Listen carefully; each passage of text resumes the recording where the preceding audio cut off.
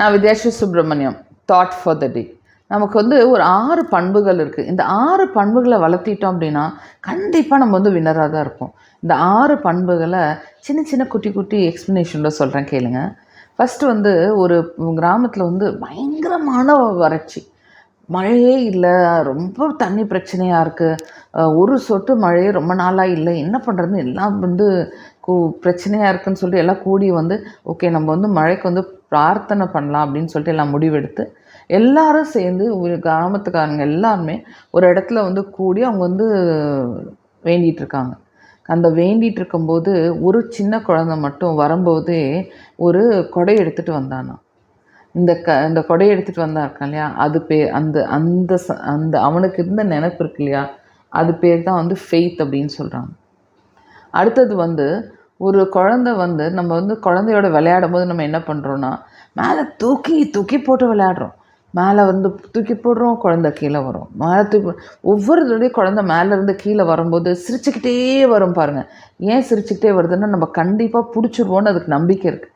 அந்த நம்பிக்கை பேர் தான் ட்ரஸ்ட் அப்படின்னு சொல்கிறாங்க.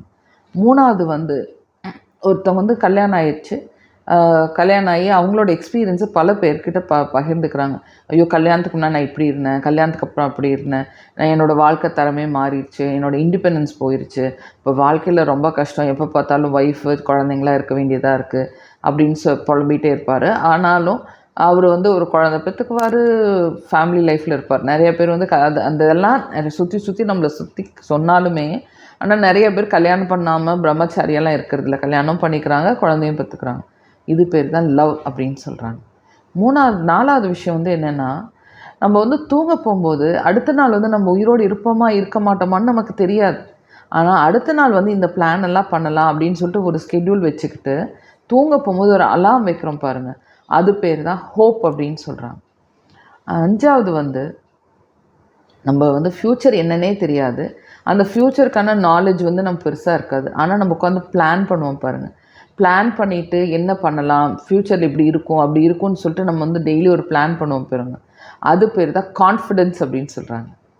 ஆறாவது என்னென்னா, ரொம்ப வயசானவர் அவரோட டிஷர்ட்டில் போட்டிருக்கு, எனக்கு 80 வயசாச்சு, ஐ எம் 80 இயர்ஸ் ஓல்டு அப்படின்னு சொல்லிட்டு கீழே எழுதியிருக்காரு.